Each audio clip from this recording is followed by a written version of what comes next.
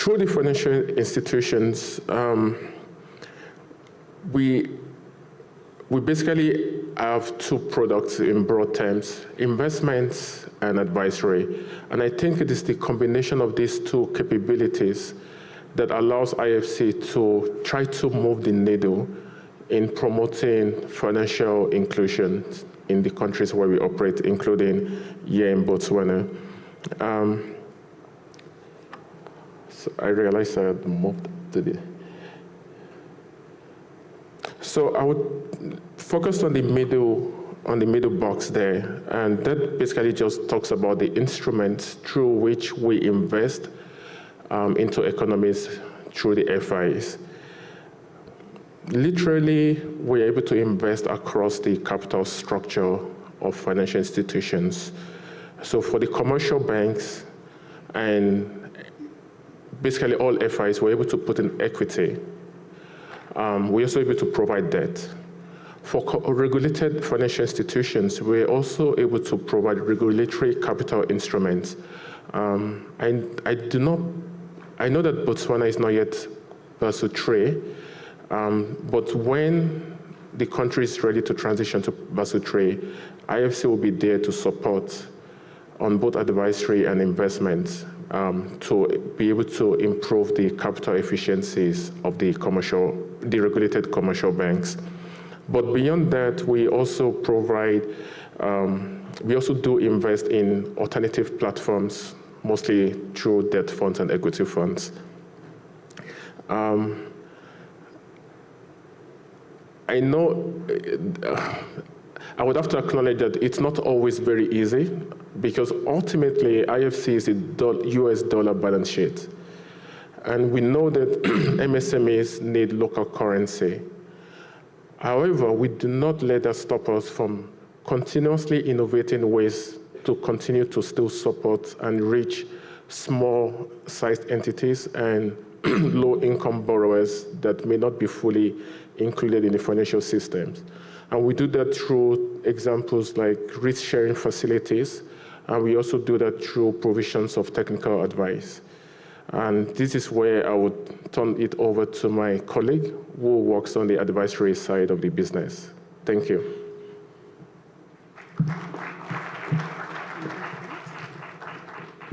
Good morning, everyone. I'll take you through what we do on the IFC advisory services side. And as Bankole mentioned, actually we work very closely together. Basically, our advisory services to financial institutions in emerging markets really seeks to help to create markets, to attract private investment and improve the financial sector's capacity to foster economic growth. And the critical part of the work that we do on the advisory side is to develop efficient financial systems to increase financial inclusion and service the real economy, such as agriculture. My colleague Nana alluded to a program that we have, the Africa Agriculture Accelerator Program. So this is other advisory offerings that we have. And we use a client-centric approach whereby our programs are developed to address specific needs identified in country and sector strategies, thereby giving relevant solutions to our clients at both firm and sector level. Our advisory program basically seeks to do a couple of things. The first one is really to strengthen the capacity of financial institutions to extend more credit and offer non-financial services to micro, small, and medium enterprises who are crucial, as we all know, for job creation and economic growth in emerging markets. And as was shown in the first slide, you can see MSMEs is one of the priority pillars for the IFC. We help financial institutions to strengthen their risk management structures. We help them to diversify their product offerings in categories such as SME finance, gender, housing, and sustainable energy. We also work closely with the World Bank to strengthen capital markets and establish credit bureaus and collateral registries. The other thing we do in advisory services is really to enable market creation for financial services by providing advisory services to develop new products and services for the financial sector. This also includes expanding existing product offerings for financial institutions to focus on priority sectors. Some of these sectors we know are climate, gender, and agri, again, as has been mentioned before. We also enhance knowledge and skills through building capacity, and this we do through training and knowledge sharing programs, both in the financial sector with the banks and the regulators as well, with the intention of building local expertise and capacity. And in addition to that, we also promote the adoption of best practices and standards, basically to increase competitiveness and productivity in financial institutions. Lastly, but not least, our focus is really on impact. Our work on the advisory side is strategically linked to areas with the greatest development impact. And through our partnerships with commercial banks, with non-banking financial institutions, with digital finance providers, the advisory services we offer are really an engine of growth across sectors that have the greatest development impact. And these include, as mentioned before, again, and it keeps coming up because this is where the focus really is, climate finance, agribusiness, housing, and finance for women-led businesses. And how do we do this? We have the privilege of having a very extensive IFC footprint, and we're able to leverage both local and global network of in-house experts who provide tailored practical advice and solutions to support the financial institutions to strengthen their systems and operations, to offer advisory support for the development of their priority areas, and technical support to develop and implement projects that address specific challenges. I'll just go quickly and just talk about a few of the examples of advisory projects that we do. And you will see that our work cuts across a number of thematic areas. So in the climate finance area, we have done advisory services to help partner financial institutions to integrate climate considerations into their risk assessment and support the development of green finance products such as green bonds, sustainability bonds, and also support the rolling out of their green building strategies. When it comes to environmental, social, and governance, advisory offers expertise to help financial institutions integrate ESG into their decision-making and operations. This includes advising on risk management and aligning practices with IFC standards. And in this particular area, we've offered extensive training, capacity building in countries like South Africa, Angola, Kenya, Uganda, Tanzania, and Zimbabwe. So this is a big area of focus for IFC advisory. The micro, small, and medium enterprises, as has been mentioned before, is a priority for IFC. And we support financial institutions across sub-Saharan Africa, basically to strengthen their SME banking capabilities by building their capacity to expand access to credit and other services for MSMEs in both emerging and fragile markets. And this also includes developing strategies for non-financial services for this particular group of customers. On the digital financial side, we support the development and implementation of digital financial strategies to reach underserved populations such as the MSMEs and smallholder farmers. And we do this through supporting mobile network operators to expand their agent and merchant networks, thereby building cashless ecosystems and scaling up digital payments penetration. This we have successfully done in Tanzania and Mozambique as well, in addition to other countries. Gender equality is a big thing for us at IFC, generally the World Bank Group, and we have advisory programs which help institutions to increase women's access to financial services and promote gender equality in finance by supporting the financial institutions to design and launch comprehensive financial and non-financial service offerings for women. This includes helping them to come up with customer value propositions and products which are very specific to women. We have work in collateral registries. We're supporting the establishment of modern secure transactions, regulatory frameworks, and electronic collateral registries, thus enabling MSMEs to use broader range of collateral to access loans. I know there have been some discussions on this in Botswana at an advanced stage. I think the team is getting ready to come to a deal on that one. And last but not least, on the capital market sides, we are working with central banks to build a supportive environment for capital markets by modernizing market infrastructure through regulatory frameworks and supervisory capacity building. This is currently happening in Ethiopia and Malawi. So in a nutshell, this is what we offer on the advisory side. As you can see, it's very complementary to the investment work that we do. Bankole, back to you.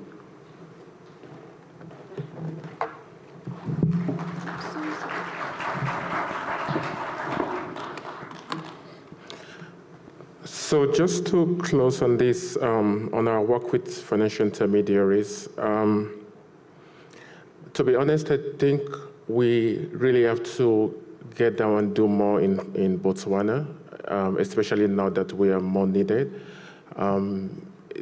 Botswana obviously has a lot of resources, but now there's a need for even more resources from outside of the country. So we're hoping to do more in the country. And we are right now in continuous conversations with multiple partners, multiple financial institutions, to see how we can support both through technical assistance and also funded and unfunded solutions. We obviously have limited resources like every institution and entity in the world. We are not able to serve everyone and we're not able to work with everyone. But really what we try to focus on is identifying partners, long-term partners that we can, through whom we can achieve measurable development impact. Development impact in terms of jobs, in terms of access to finance, and things like that. We are not able to work with government-controlled entities. We can selectively work with state-owned enterprises, but only when we are satisfied that they are commercially and independently run with no government interference. We also, like most other investors, are not always able to work with startups.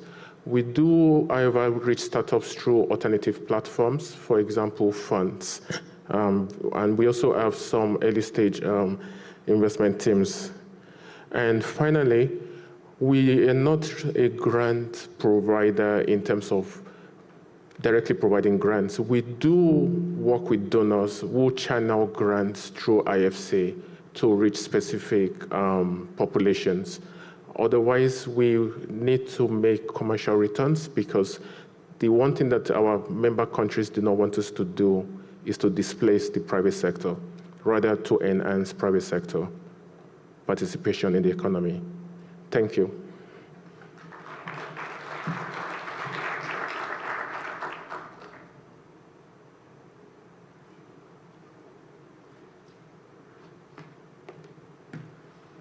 Thank you very much, Stella and Bankole, and I would like to invite Paramita to the stage for a presentation on our country advisory and economics work. Thank you, Marcus. Distinguished participants, ladies and gentlemen, thank you for joining us for the IFC Day today. Pleasure being here. I think you spent the last 2 hours hearing from the IFC industry teams, our infrastructure colleagues, manufacturing, agribusiness and services, and financial institutions. They basically deliver on the core mandate of IFC, which is to advise and finance the private sector. In this session, we'll take a slightly different track because, as you heard, IFC is one of the leading multilateral development finance institutions lending to the private sector, and we want to do a lot more, especially in emerging markets in Africa. But the authorizing environment and the business environment is often not that conducive. And so we have IFC's country advisory.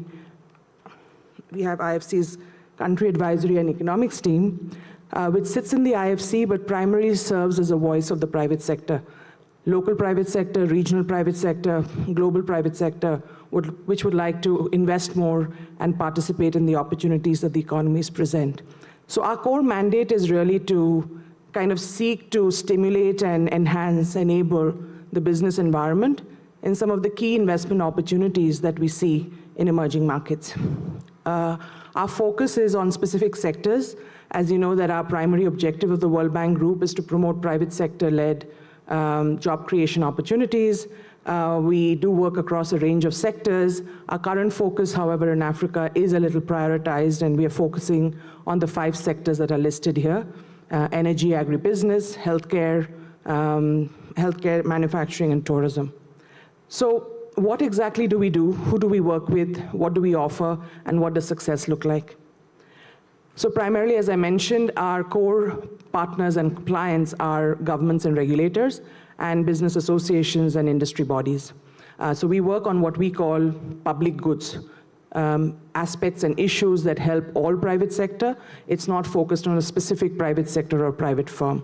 So what do we actually do with these counterparts? I think you heard very articulately mentioned this morning by Business Botswana, very active public-private dialogue between the private associations and the government in Botswana, similarly in other markets in the region and in other regions as well, trying to identify where the comparative advantages are and what is it that presents opportunities for the private sector to invest.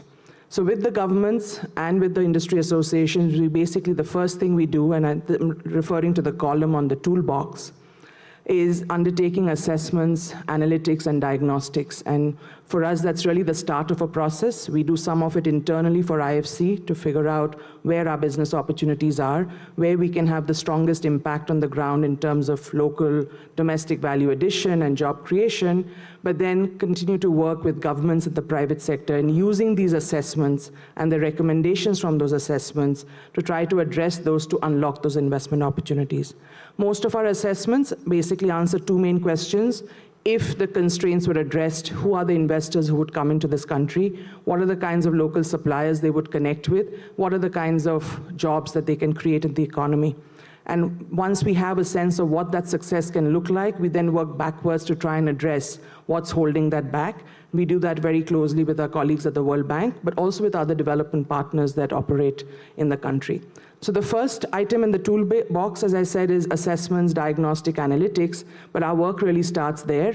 And we do have this unique offer in the IFC to work on some specific products in our toolbox, which is about streamlining laws, amendments, business processes, administrative processes, licenses, permits, everything that might be opaque, discretionary, or non-transparent, to try and bring more certainty, because we've often heard from the private sector, they don't mind multiplicity or several, they just want certainty. They want to know how many, how long, who do they go to, and don't want to be given the go-around.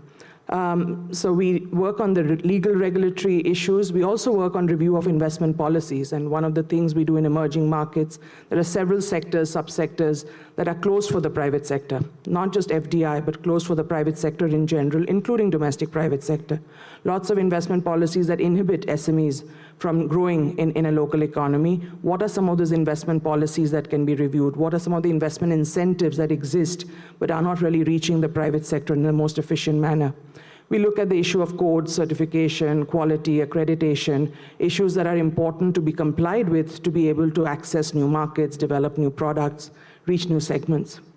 And then I think fundamentally underpinning all of this is we really pay a lot of emphasis to public-private dialogue, because we are the voice of the private sector, but we work very closely with business associations in our markets, and we facilitate what's called public-private dialogue, and we often do that in the context of specific sectors, high-growth sectors, so like a technical working group, and I think the BETP process right now, the thematic labs that are being held in Botswana at the moment, present a great opportunity for us to maybe explore ways to collaborate, to be putting these action plans together and figure out how do we work together.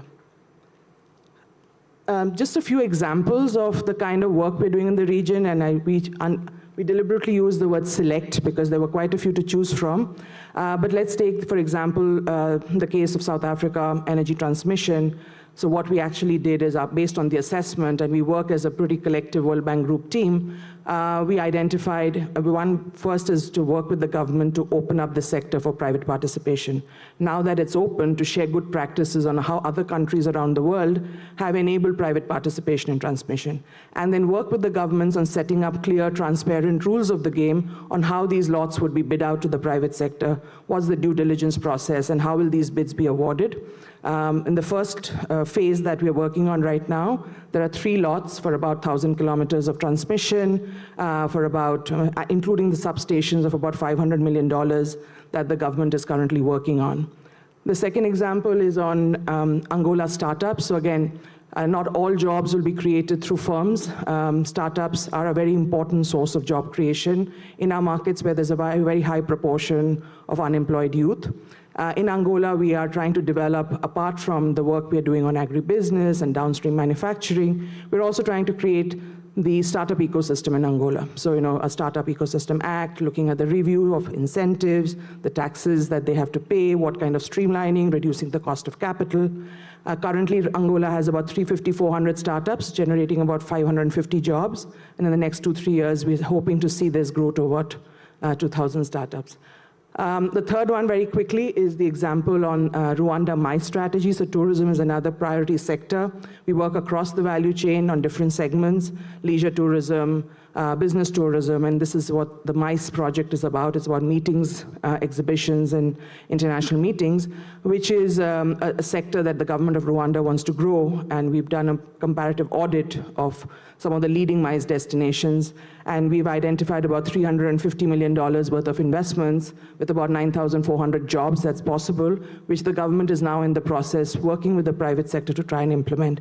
So we're extremely results-driven, and we focus on implementation, which have very clear outcome and impact indicators. It's not a study for the sake of a study, but very clearly on what kind of investment opportunities are possible. And IFC may or may not invest in some of those, but we work very closely together to leverage all of the World Bank Group tools to kind of play. And finally, I'll leave one example on Kenya economic zones, which is, again, we lack industrial infrastructure in most of the emerging markets we work in Africa. And so we need to do a lot of basic work on enabling the legal regulatory frameworks, the incentives, what kind of tenants can come into these industrial parks so they don't become big white elephants with no tenants inside. And we've done this in several regions and in several countries we're working on in Africa. In Kenya, over the last 5-7 years, we've been able to develop 2-3 pretty productive large economic zones, which have generated significant employment opportunities and attracted investments of over $1 billion. There are lots more examples in the manufacturing sector, in the infrastructure sector and telecommunications, on automotive products, electronics, et cetera, and we can share those examples when we discuss later on. I wanted to close very quickly on some of the ideas we think we would like to engage in Botswana.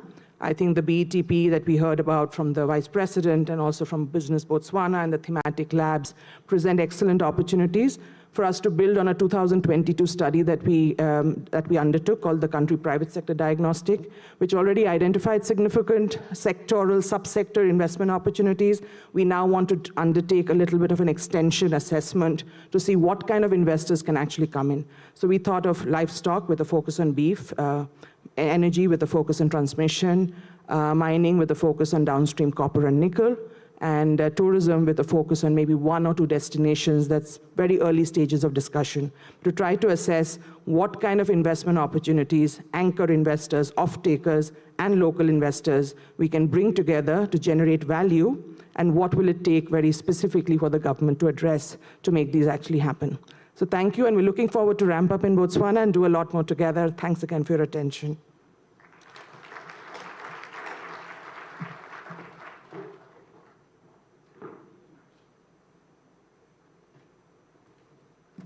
Thank you, Paramita. So this is all about unlocking investments, and is work that is done at the country level rather than specifically at the firm level. But I would like to invite our colleague Adele to speak about our corporate transaction advisory services. Thank you.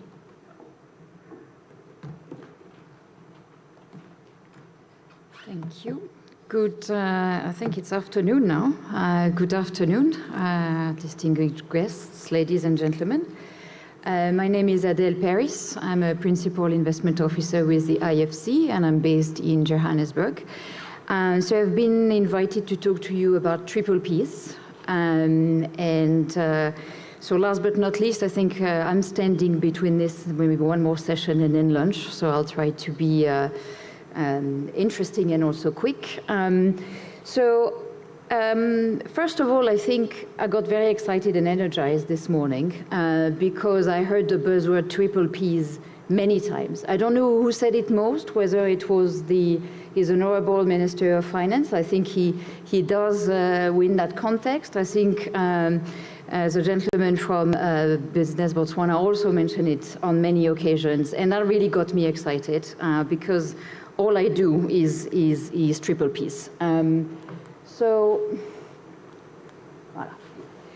So I'm going to be talking here a little bit for the delegates from the Ministry of Finance, because I'm sure you day in and day out receive requests from various line ministries saying, I need to build a hospital here, I need money to fix a power plant there, I need to build more transmission lines, I need a wastewater treatment plant in my municipality, so I need money to do all of this. And I guess the question here is the need for investments, maybe also sometimes the need for skill transfer. I mean, for example, technologies to better bring energy out of waste, or how to treat wastewater into potable water. So there is this need for investments, knowledge transfer, and then at the same time, budget constraints. How do you transfer the cost of these projects to your end users, the people who are going to ride the buses, the people who are paying for water? And the big question mark also, how do I raise financing for this project? If it's not in my budget, how do I go to banks and get banks to finance these large projects? So this is where we, in the Transaction Advisory Department, try to step in to build that bridge between the public sector and the private sector. So what we are all about is working with governments, with state-owned enterprises, with municipalities to help you to to create a partnership with the private sector so they help you to realize your projects. We are a department or a unit that is standalone and independent within our institution. We've been doing this for over 35 years. We are a team of in-house project finance experts, and we've done over 600 projects in the past 35 years globally. So what is a PPP? Some of us will tell you it's a wedding. I don't know where there's a fly that really wants to talk to us. She likes PPP maybe, who knows? So it's kind of like a wedding between the public and the private sector. In a way, it's a mindset shift between the public being the one developing the infrastructure and the public being the one that now outsource, if you will, or manages the services as opposed to build the infrastructure. You put the private sector in charge of building the infrastructure, or building the highway, or building the wastewater treatment plant, and you put them in charge of delivering the service that you, government official, need to supply to your end users. Quality of water, performance indicators, size of the highway, respect certain frequency of repair of the potholes in the highway, or these kind of things. So you are not in charge of doing the work yourselves, you are empowering the private sector to do it on your behalf, and you make sure that you monitor and you manage their performance. We at IFC acknowledge that the PPP tool is complex, it's difficult to implement, it requires a mindset shift that is not very easy to do. So we come in to support public sector clients to prepare projects to a level whereby then can attract the private sector, and to also make this a win-win for the government and for the private sector. You might ask, why should I do PPPs? I think the natural, most logical response we get from most clients is, because we don't have money, so we want the private sector money. Fair enough. That's one reason. I would like to invite you to consider other reasons, because I don't think that's enough. You bring in the private sector when there is value beyond just the dollar money that they're going to bring. There is economies of scale they can achieve, efficiencies they can bring in new technologies.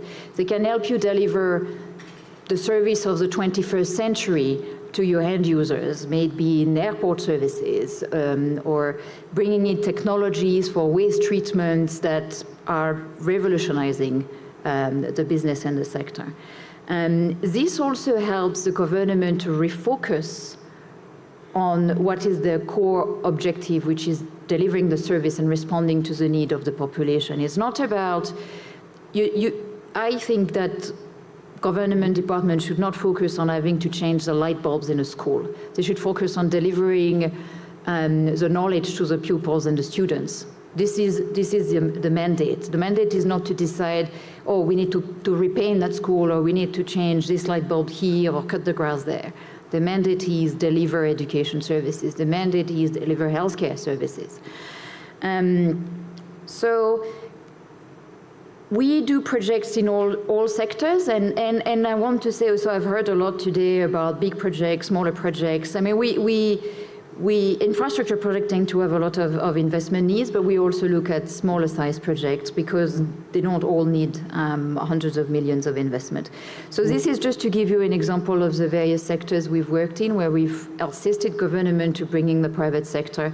So for example, you have dry port, PPPs, wastewater, PPPs. In fact, we worked with the water utility on the preparation of a wastewater, potable water reuse project for the city of Gaborone in the past. And these are other examples, solar IPP projects or BRT concessions. So we also recognize that there is a need to bring in the private sector and state-owned enterprises. So we also have part of our department is more called corporate finance services. And here, for example, we would help the government with what we call asset monetization, maybe divestment program. We can support with preparing companies for IPOs as well, and raising equity through our equity mobilization program. So in a nutshell, I think what we try to do is, when you look at all the different products that the institution can offer, we are a little bit of the bridge between the government and the private sector in that space of infrastructure, which, as the Vice President mentioned, is the backbone of the economy and probably requires a lot of investments. So looking forward to working on the PPP program of Botswana in the future. That's it for me.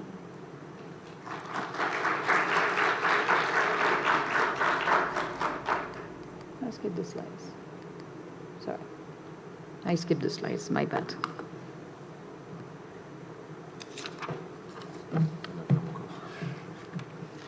Thank you very much, Adele, and maybe I can invite you to just stay on the podium along with our colleagues Paramita and Bankole and Stella for questions and answers.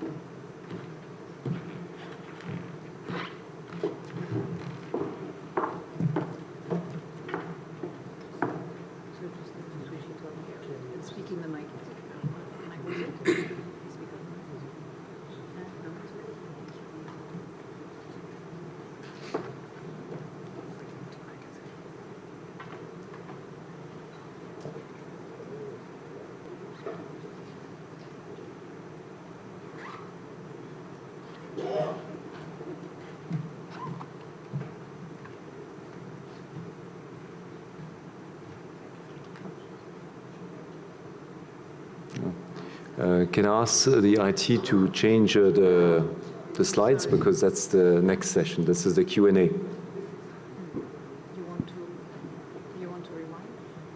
Okay, thank you. I guess, again, the floor is open. You may have a few questions. As you would have seen, the presentations that we just had were about our offerings to financial institutions and essentially to governments at different levels. So I look forward to hearing the first question in the room. Keith.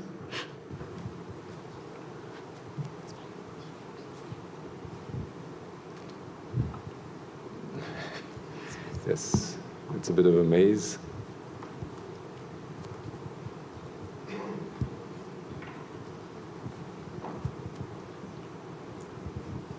Thanks. Thanks very much. Keith Jeffries from eConsult. On the analytics and the diagnostics, which I think is quite an exciting offering, I've got two questions. Well, one is a comment. I'm assuming that this would work in close collaboration with the World Bank and the findings of the Be Ready work that's been done. We had quite a good one earlier. Botswana was one of the first countries to be part of the Be Ready, and it threw up a lot of interesting results, which I think made a lot of sense. So I'm just sort of assuming that it would work in collaboration with those type of results. You can correct me if I'm wrong. But I think more substantively, I mean, I think the question of the business environment and obstacles to private sector investment, to me, is actually the biggest problem here. I think there's lots of potential opportunities which have come up through all sorts of discussions, but there's a lot of rules and regulations and practices in place which actually make Botswana quite a difficult environment for the private sector, particularly given that it's so small. You know, you don't have economies of scale here, or it's difficult to get economies of scale. So for the private sector to be interested on a pure sort of risk-return basis, things have got to work. And there's a lot of, as I say, there's a lot of things that government does that makes it difficult. So my question is, who initiates these diagnostics and analytics? Is this something that IFC initiates, or does it have to be a request from government? Thanks.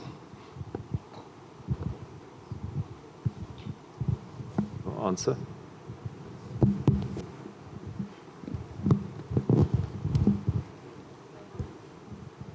Thank you for the question.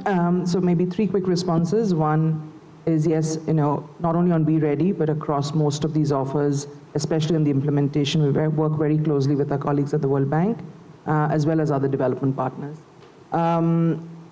On Be Ready, for example, you know, our focus is more around specific indicators in Be Ready. For example, when we work on the energy sector, we look at the getting electricity one. When we work on building materials, we look at the construction permitting issues, but we don't really work on Be Ready implementation programs. They're part of subsumed under the dialogue that we have on specific sectors.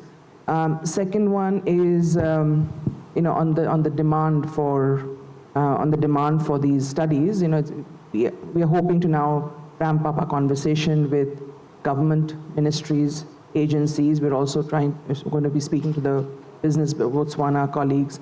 And we will come up with where we think there are analytical gaps, because we don't want to undertake a study for the sake of doing a study, because the focus is really on answering some of the balance questions, the residual questions, on what the value proposition is, which subsector presents the best opportunities, who are the sponsors or individual investors from overseas or regionally that might be interested in coming here, and then what needs to be addressed.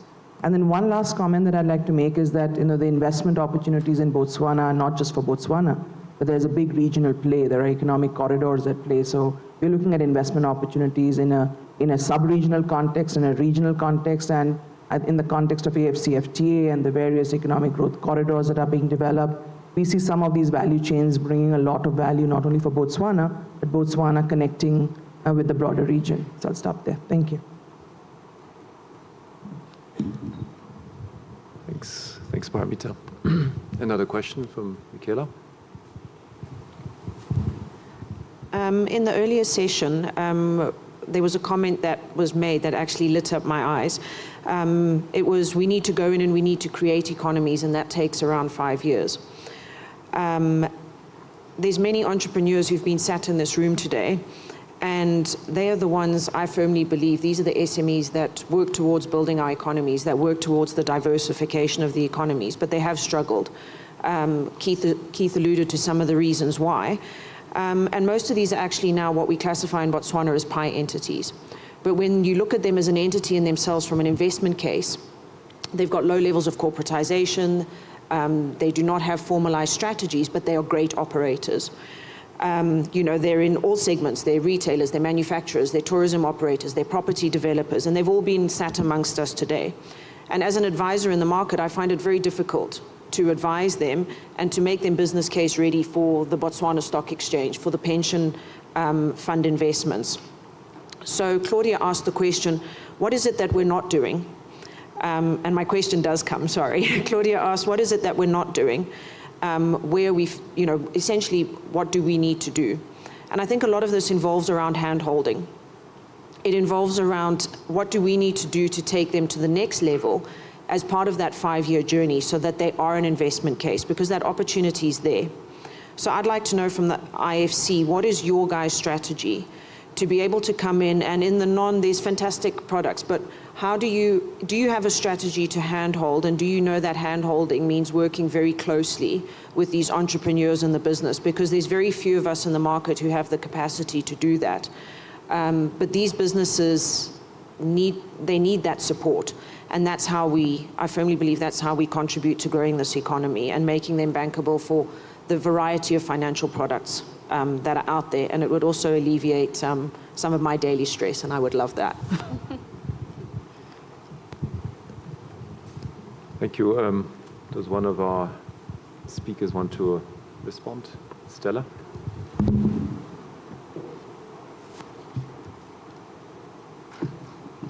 Okay, thank you for that question. So I'll just talk about it from an advisory perspective. We do a lot of work with MSMEs and SMEs through the financial institutions that we work with. We have a lot of capacity building programs that we take them through. But in addition, we also work with the banks to make sure that that hand-holding happens. So we do impact assessments. We train them, we don't leave them. We follow up after 3 months, we follow up after 6 months, we follow up after 12 months just to see where is the business at from when they started with us to 1 year later. But what we also do is encourage the banks that we work with so that the relationship managers are also walking that journey with the SMEs. The intention is to make them bankable, right? So at the end of the day, we want them to be able to have businesses that are profitable enough to be attractive to the banks for that. And that's the way we do it. We train, but we also work with the banks to say, we have to walk this journey with them. So we also train the relationship managers as well, so that they know what to look for, how they can support these businesses, you know, till they get to that level where banks are comfortable enough to invest with them. And to complement what Stella just said, the reality is that IFC cannot reach MSCs, just directly by itself. We have to do it through platforms, and one of the key platforms are our banking partners and also non-bank financial institutions. And typically, when we try to, the biggest impact or most of the impact is actually achieved when we do it in partnership with our advisory colleagues, where we're able to work with a financial institution to design an advisory project that would down the line be complemented by an investment. And the investment could be in the form of, for example, a risk-sharing facility. And the idea behind that would be to enable such FIs to get more comfortable, taking more risk, knowing that losses that may crystallize from going in a direction that they're not yet fully comfortable with would be shared with a partner like the IFC. Now, these things are also, they're not free, and, we don't always have access to the kind of donor funds that would have enabled this to be, maybe free or much subsidized. I think this is where we can continue to actually explore opportunities, because ultimately, the country is a middle-income country. So we don't need to wait for donors to get things moving. And I think there needs to be a bit more of innovative thinking of how do we create blended finance solutions in Botswana for Botswanans, and then you tap into all of this expertise that we have within the World Bank Group. A very quick addition to the financial sector responses that my colleague shared is in the real sectors like manufacturing and agribusiness. My colleague Hope also presented what we do with small farmers, but we also have a very active program of working with anchor investors or tier 1 suppliers and connecting with the local suppliers and providing mentoring, coaching facilities to make them credible suppliers to the anchor investors and then providing them with access to finance. We do have a range of tools in the financial and the real sector that we provide. Thanks, Stella, Bankole, and Paramita. We have time for one last question before we go to the next panel. Pinky? Oh, sorry. Okay, good afternoon. Mine is not a comment, it's just an announcement that Botswana Green Building Council is here. And my name is Ndaba Gaolathe, the chairperson of Botswana Green Building Council. We've been approved as EDGE hub. So we are here to do training and certification for green buildings. Thank you very much. What we need is to integrate energy efficiency in our national building codes. We need to push for that, as well as our green building standards. Thank you very much, and I believe AFC is here to help us. So one last question then. Okay, thanks, Marcus. My name is Lindro Modise, and I am from a SMME called Green Loop. So I hear everyone talking on behalf of us, but we're here. And I'd like to see more banks in my country handhold us, because I'm a sustainability and ESG advisor through our firm, and I don't see how we're going to achieve what you want to achieve in Botswana if the banks that are supposed to handhold us as SMMEs don't even have strategies that talk to the risks you're talking about.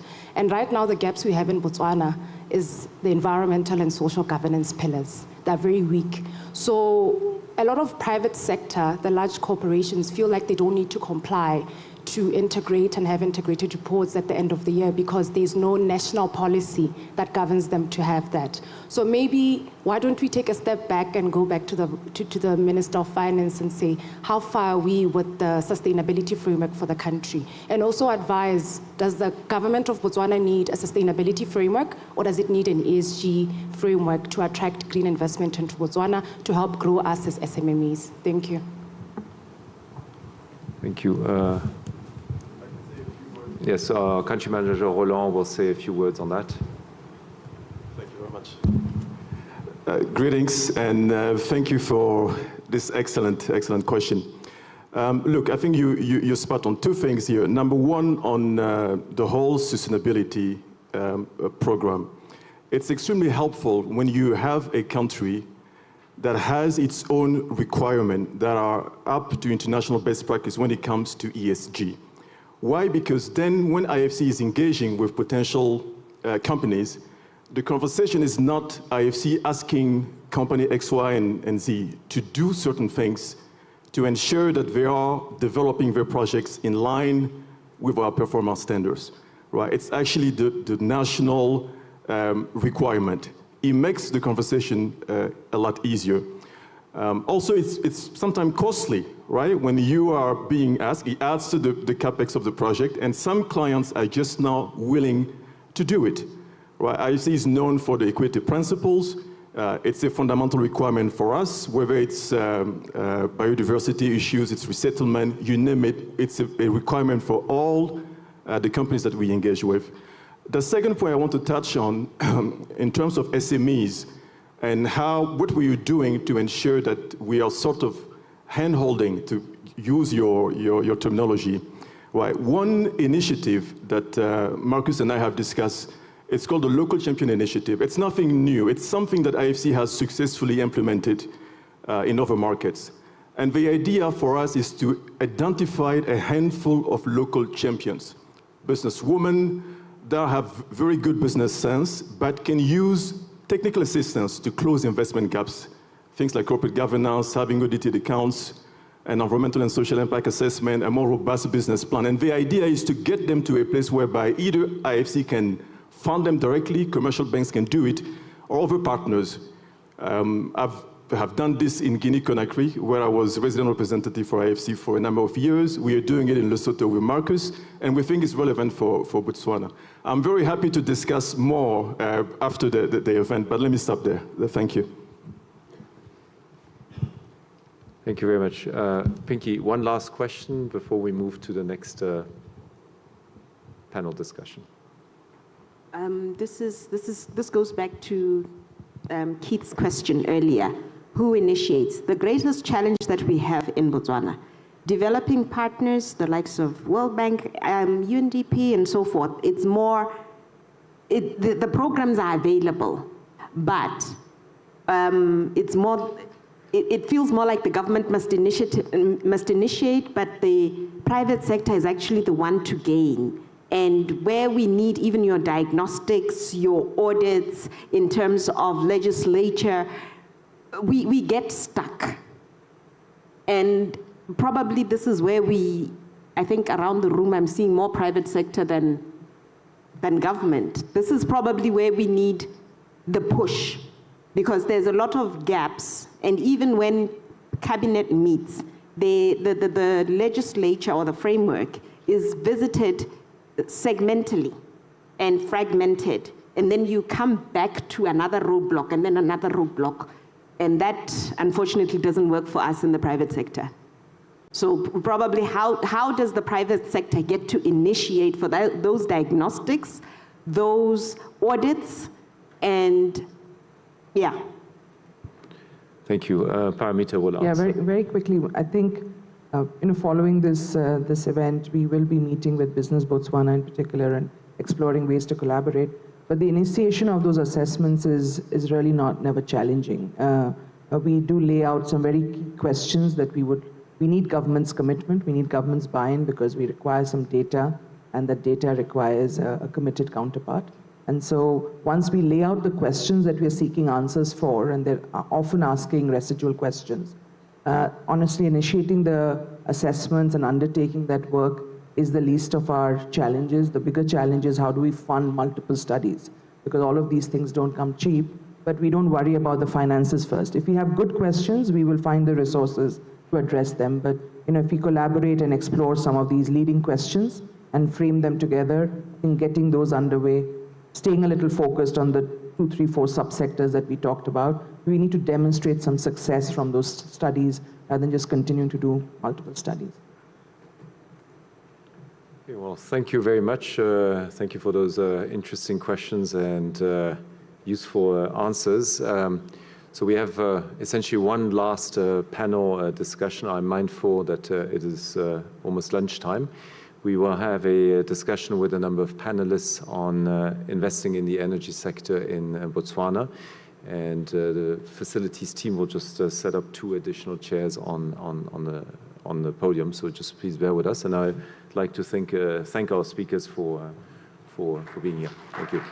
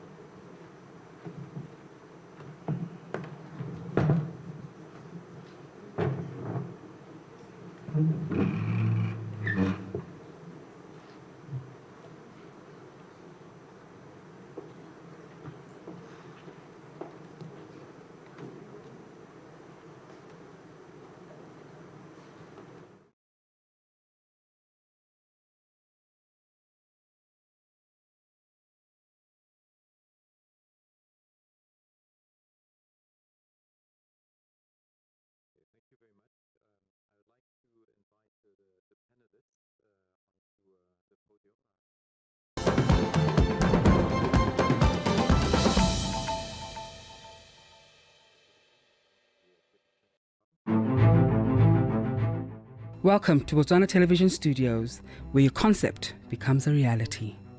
Looking for the ideal setting to bring your ideas to life? BTV Studios 2 to 4 are available for hire with cutting-edge facilities that meet international standards. Join us on our morning show and news channel for paid interviews that will promote your services and products to a larger audience. And you know, every day that they bring convenience, reliability, and we're here to have a chat with them. Need a venue for your next corporate event? Our events venue is designed to host various events with elegance and efficiency. From seminars to product launches, we've got you covered.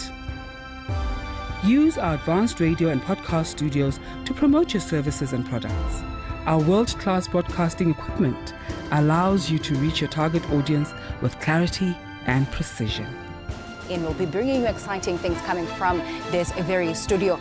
At BTV Studios, we are committed to excellence, providing you with the tools and support to make your vision a reality. Contact us today to book your space and take your project to the next level. BTV Studios, where excellence meets innovation. As you are aware, this is the first time we do this. But in our neighboring countries, they have been having community stations.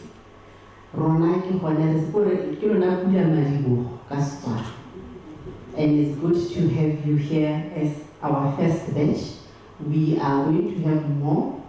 But also I have to recognize that this journey just didn't start now. We started this journey in 2023. UB Radio. UB Radio is part of the non-commercial, just like yourselves. So you can we handle this? And they proved to everyone that Botswana is ready for community, Botswana are ready, and we are capable. And today is evident that this can be done, and it has been done. Reflecting on the UB success story, I want to believe you are also starting new stories that we will be talking about in a year's time. We want to be hearing you in the airways, which has been dominated mostly by the commercial. Now we want to hear the non-commercial making a mark. Talking to the communities, educating, empowering, and also giving relevant content that serves our people. Allow me to recognize and congratulate the first 5 societies or entities or institutions that successfully completed the process and will today be officially licensed. And these are 1, the Eternal Foundation.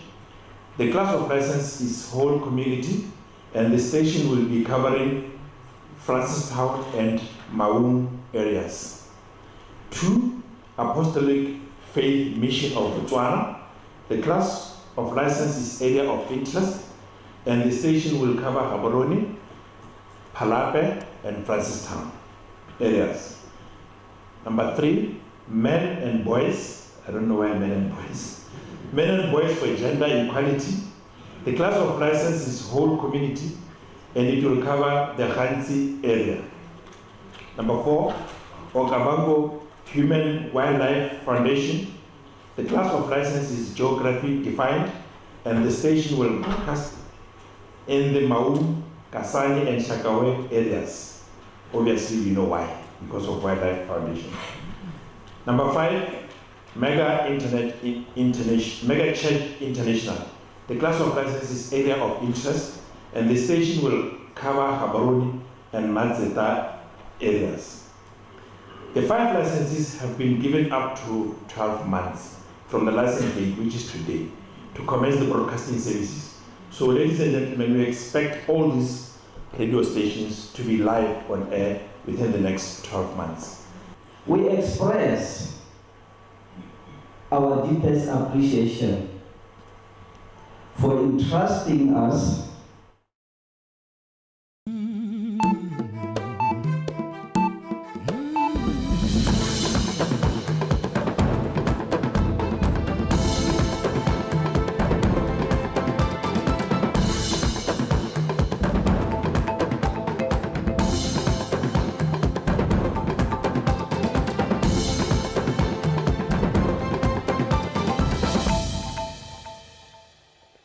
ke nako ya motho ga itsa mogadi kgang sa BTV News ha re simolla re bepele ditlhogo mme ditlhogo tsa tsone di simolla ka gore Tautona Boko o tlatsa maeto a go ya kwa Afrika Borwa le United